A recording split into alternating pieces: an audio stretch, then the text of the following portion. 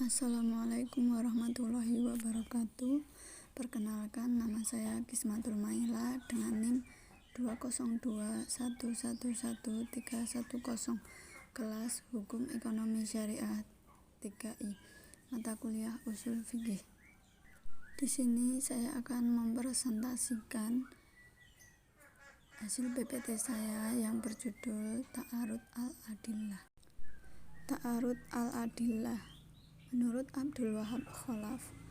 Secara bahasa, ta'arud berarti bertentangannya sesuatu dengan sesuatu yang lain. Adapun secara istilah, ta'arud adalah bertentangannya suatu hukum dengan hukum yang lain yang menghendaki sebuah ketetapan yang sama pada satu waktu. Adapun menurut Prof. Dr. Haji Amir Syarifuddin, ta'arud memiliki kesamaan dengan arti ta'adul dan taqabul. Macam-macam ta'arud al-adillah dan pendapat beberapa ulama. Perbenturan dalil itu mencakup dalil nakli yang ditetapkan dalam Al-Quran dan hadis, dan dalil akli yang ditetapkan dengan akal seperti qiyas. Selain itu, juga mencakup dalil qat'i yang kekuatan hukumnya meyakinkan, dan dalil zanni yang kekuatan hukumnya tidak meyakinkan. Para ulama berbeda pendapat mengenai masalah perbenturan antara dua dalil yang qat'i, yaitu: 1. Pendapat terbanyak di kalangan ulama menyatakan bahwa antara dua dalil yang qat'i tidak mungkin terjadi pertentangan. Alasannya, karena setiap dalil yang qat'i mengharuskan adanya hukum atau madlul. Kedua, ada ulama yang memungkinkan bertemunya dua dalil qat'i yang saling berbenturan. Masing-masing dalil tersebut dipegang oleh ulama yang memandangnya sebagai dalil qat'i. Selain itu, perbedaan pendapat pun terjadi mengenai masalah perbenturan dua dalil yang bersifat zanni, yaitu: 1. Sebagian ulama menolak terjadinya pertentangan antara dua dalil zanni, sebagaimana tidak bolehnya perbenturan dua dalil yang qat'i. 2. Golongan lain membolehkan terjadinya pertentangan dua dalil yang zanni, karena tidak ada halangan bagi pertentangan tersebut selama terbatas pada dalil yang bukan qat'i. Konsep pertentangan antar dalil. Menurut bahasa Arab, pertentangan atau kontradiksi disebut juga ta'arud. Berarti ketidakpaduan satu dengan yang lainnya, atau ketidakcocokan satu dengan yang lainnya. Asy-Syaukani dalam karya monumentalnya Irsyad al-Fuhul menjelaskan berarti salah satu dari dua dalil menunjukkan pada hukum suatu peristiwa tertentu, sedangkan dalil yang lain menunjukkan hukum yang berbeda dengan itu. Sementara Al-Qutaribik menjelaskan ta'arud ialah bila maksud suatu dalil bertentangan dengan maksud dalil lain. Yang perlu digarisbawahi bahwa ta'arud hanya muncul karena keterbatasan kemampuan seorang mujtahid dalam memahami dalil-dalil yang ada, bukan karena memang antar dalil terjadi pertentangan. Sebab di dalam syariat tidak ada yang namanya pertentangan, karena ta'arud itu sendiri maknanya pertentangan, perlawanan, kontradiksi, dan mustahil bagi syari untuk menciptakan dua dalil yang saling berlawanan dalam satu waktu dan dalam satu masalah. Penyelesaian ta'arud al-adillah. Menurut Hanafiyah, dalam menyelesaikan ta'arud ada 4. Yang pertama, nasak. Dari metode ini, seorang mujtahid harus melacak sejarah dari kedua nas, dan ketika sudah diketahui mana yang lebih dahulu datang dan mana yang datang kemudian, maka nas yang datang kemudian hukumnya nasak yang terdahulu. Yang kedua, tarjih. Tarjih adalah menguatkan salah satu dalil dari dua dalil yang bertentangan berdasarkan beberapa qarinah yang mendukung ketetapan tersebut. Yang ketiga, al-jam'u wa al-taufiq. Al-jam'u wa al-taufiq yaitu mengkompromikan dalil-dalil yang bertentangan setelah mengumpulkan keduanya.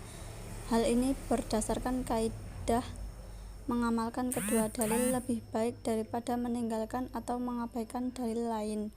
Yang keempat, tasakut al-dalilain.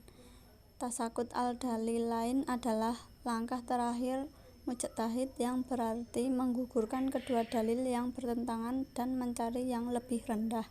Selanjutnya, menurut Syafi'iyah dalam menyelesaikan ta'arud ada 4 al-jam'.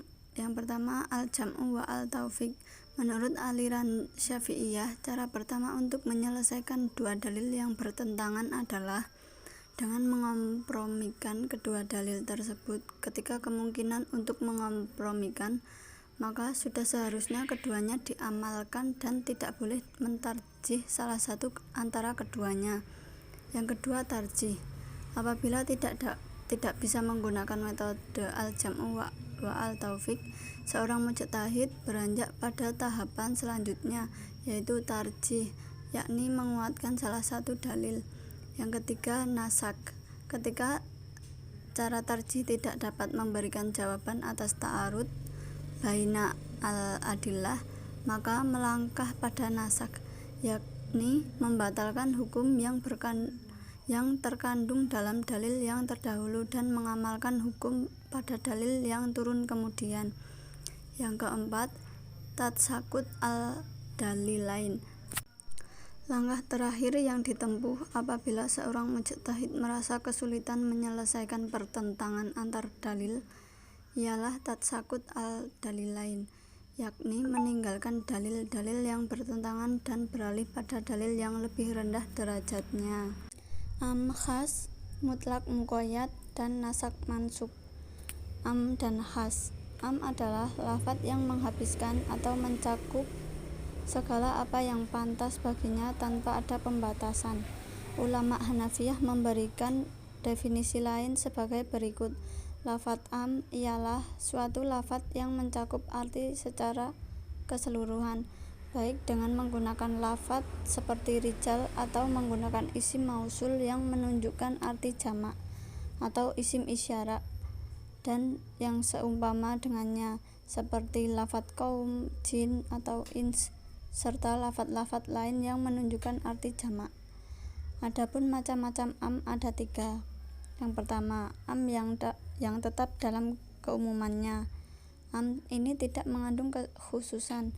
Yang kedua, am yang dimaksud khusus. Yang ketiga, am yang dikhususkan.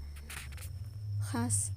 Khas adalah lawan kata dari am, karena ia tidak menghabiskan semua apa yang pantas baginya tanpa pembatasan. Takhsis adalah mengeluarkan sebagian apa yang dicakup lafadz am. Mutlak muqayyad. Mutlak adalah lafadz yang menunjukkan suatu hakikat tanpa sesuatu qayyid atau pembatas. Sedangkan muqayyad adalah lafadz yang menunjukkan suatu hakikat dengan qayyid atau batasan. Para fuqaha telah bersepakat bahwa jika ada lafadz mutlak yang hukum dan objeknya sama dengan lafadz yang muqayyad, maka pengertian lafadz yang mutlak tersebut disesuaikan dengan lafadz muqayyad. Nasak mansub. Nasak menurut bahasa dipergunakan untuk arti izalah atau menghilangkan. Kata nasak juga dipergunakan untuk makna memindahkan sesuatu dari suatu tempat ke tempat lain. Sedangkan menurut istilah ialah nasak mengangkat atau menghapuskan hukum syara' dengan dalil hukum syara' yang lain. Adapun syarat untuk menasakkan suatu nas yaitu yang pertama, hukum yang dimansub tidak diikuti oleh ungkapan yang menunjukkan atas berlakunya hukum tersebut selama-lamanya.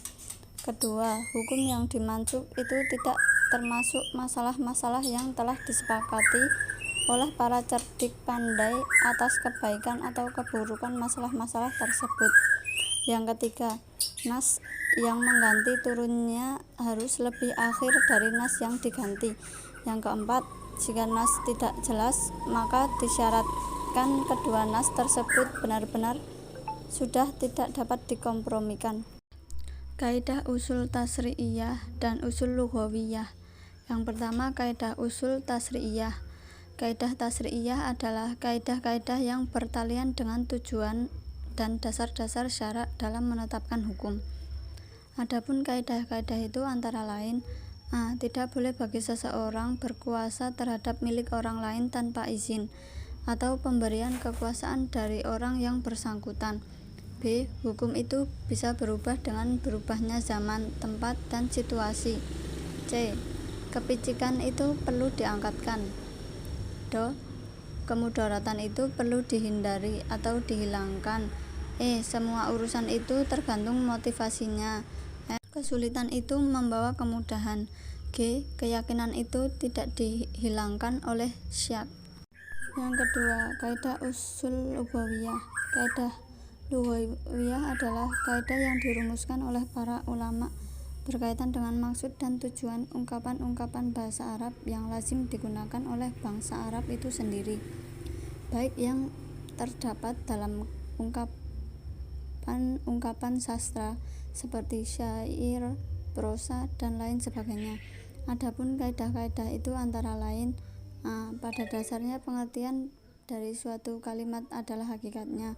B. Bila pengertian hakikat tidak bisa diterapkan maka dialihkan kepada pengertian majazi. C. Bila kalimat itu tidak bisa diartikan atau menurut arti yang semestinya, maka ia dianggap kosong. D. Pada dasarnya kalimat perintah itu menunjukkan wajib. E. Perintah terhadap sesuatu berarti perintah juga terhadap cara-cara yang mengantarkan kepada suatu tersebut. F. Pada dasarnya kalimat larangan itu menunjukkan haram. G.